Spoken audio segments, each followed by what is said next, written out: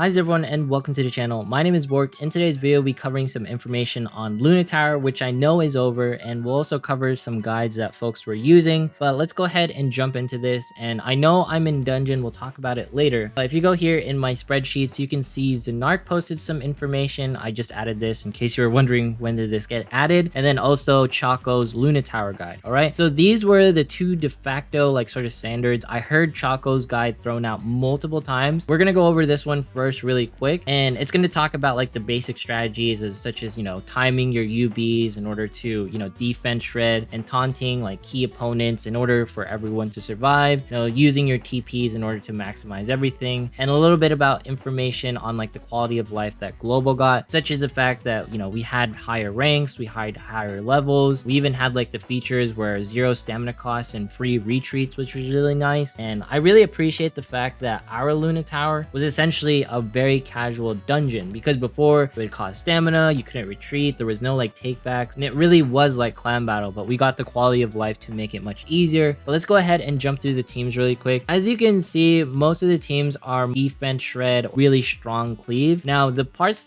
where I died, you can actually see where I died based off of the live stream, is around floor 50, and I didn't use this team in particular, or I think I did, but my issue was that I timed out. I didn't actually get killed in the live streams and stuff. And what happens whenever you die in a Luna Tower, all of your units get wiped. But like I said earlier, there is a full heal, so you can die upwards to 1 time, and if you ever get stuck on the EX floor, you can always full heal in order to go through everything. Not to mention your full heals on the actual tower do not affect any EX floor stages, but we'll talk more about that later. So you can see here are all the different teams. It was a very strong combination of hey, run June, run Miyako, and then go from there. But to be honest with you, I didn't use any of these meta teams from floor 50s and above. That's because floor 50 and above I essentially died, and the team that I mostly used was Pekarine, Kokoro, Akari, Maho, and Summerkeru. Now when it comes to this team in particular, Akari and Maho were my 2 strongest healers, because Akari with her vampiric heal whenever she did her UBs, and not to mention Maho whenever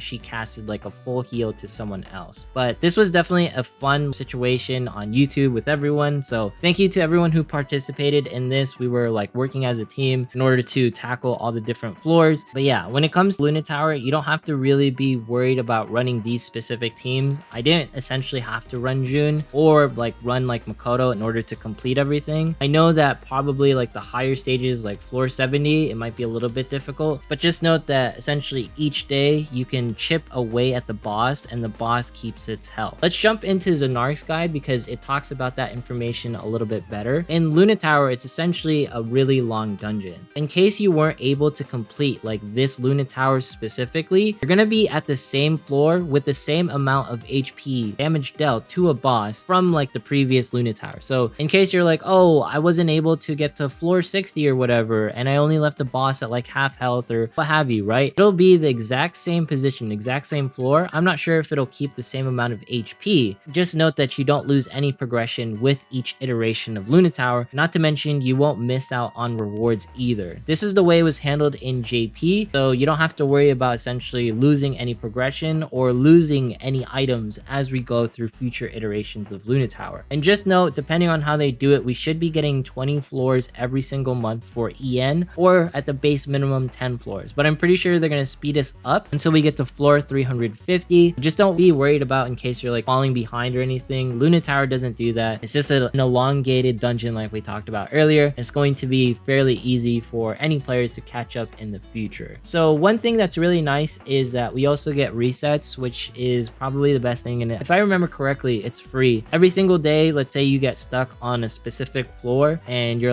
oh no, I can't beat this. You can essentially do 1,000, 1,000,000 damage against the boss every single time, and that damage will stick every single day, and eventually you will be able to clear the floor. So that's something nice that I liked about Luna Tower. We're not going to talk about Princess Heart yet, we'll talk about it later. But another thing is the EX floors. Just note that this is different. Whenever you do a reset on an EX floor, it doesn't really affect your normal floors. Think about it as a completely different game mode, and don't worry about dying because there's no penalties whatsoever on the EX floors. It's only really on Luna Tower where things are a little bit more competitive because you you only have one reset that you can use per day. Just note that your progress, like what I was doing during my live streams was I was throwing dummy teams at floors that I couldn't tackle, and essentially I would front run this team whenever I had the chance to do so. And I was actually able to use like the Priconne team from floors 50 all the way up to 70, and then I was only up to like floor 70 where I actually like wanted to use a meta team because I got a little bit scared that my progress would reset. But I just wanted to take that into account. All right, let's go ahead and talk about this princess heart item. This is going to be the princess heart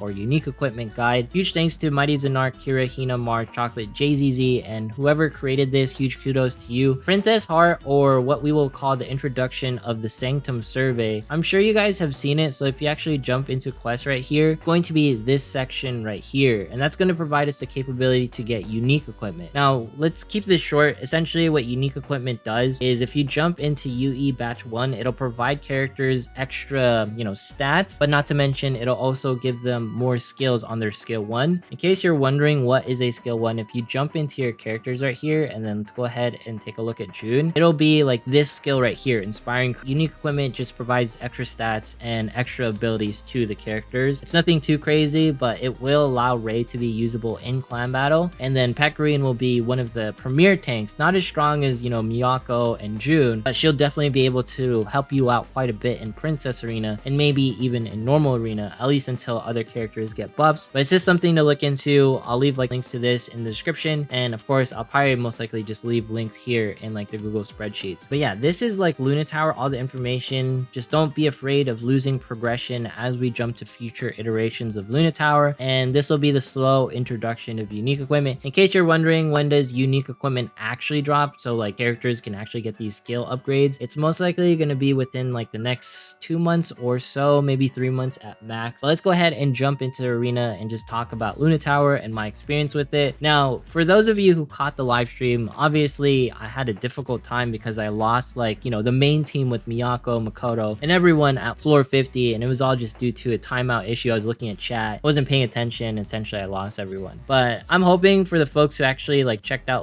the live stream and stuff, you guys had a great time, and you also learned that you don't have to use meta teams. The most important part about Luna Tower is essentially having your characters leveled. So in case you're level 90 and you don't have rank 10s or whatever, you can look forward to the next Luna Tower where you are stronger and you're essentially able to tackle as many floors as possible. And Luna Tower just really isn't about content gating. It's more about power checking how long your account has been around. So for anyone who's been playing since launch, you're most likely able to complete Luna Tower. In case you're wondering what is the biggest progression gate in Princess Connect, it's how much stamina have you spent in this game. And depending on how much stamina you have spent, or I'm a soft launch player, so I've spent a month more of stamina than everyone else, and not to mention I did refresh my stamina at the very beginning. That is why I have such insane progression compared to everyone else, and that is why I would technically have an easier time in Luna Tower. Also, my Luna Tower, like I said, was absolute pain at some points because my Priconne team was staggering during Ari teams and stuff because they were just magic does not sit well with my Priconne and all that. Overall, I really like Luna Tower. I like the addition of it. We're gonna get monthly rewards now. We're gonna get extra floors, so we can have more of a higher income when it comes to jewel, when it comes to jewels and everything. And I think it's just a really nice iteration for everyone to participate in a more PvE solo player setting, because I know some people don't like clan battle because it's a little bit too intensive for them. I think the favorite part that I have about Luna Tower is that in case you are wondering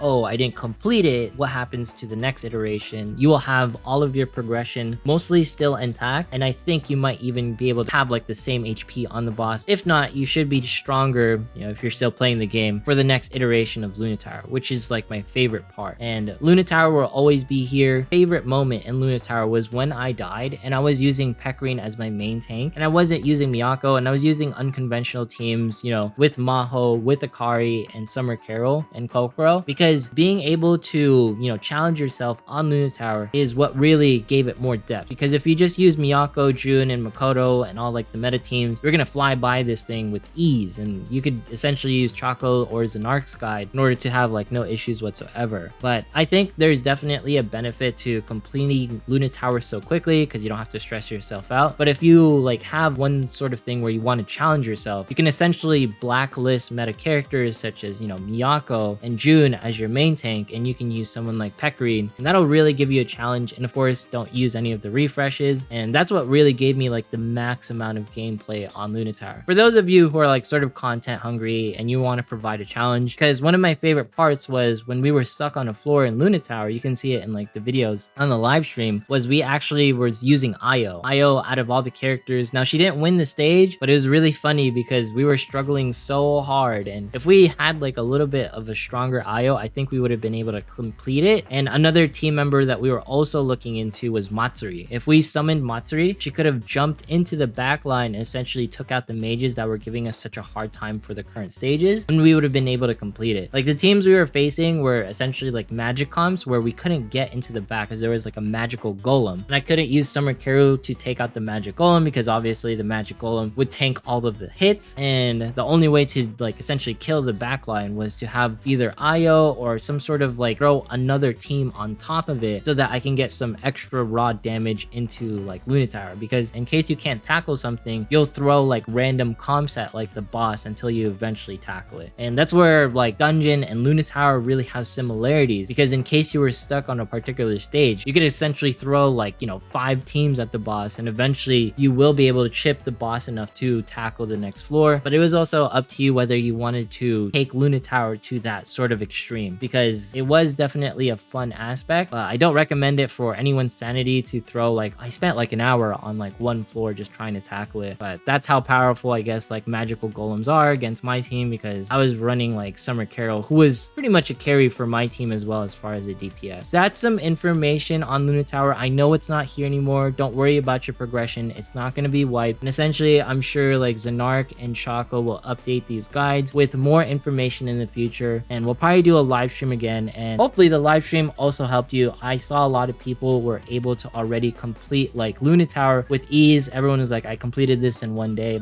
and this, that, and the third, and I'm so happy if you did. And if you didn't complete it, don't worry, there'll be more in the future with your progression not reset. Also, a huge thank you to G Translate and DeepL on this guide. But anyways, if you made it this far in today's video, consider subscribing, dropping a like, leaving a comment, follow me on Twitch, follow me on Twitter. Once we hit 27,500 subs, we're doing a giveaway. Huge thanks again to Choco and Zanark and everyone involved creating these guides. Have yourself a fantastic day, and I will see you in the next one.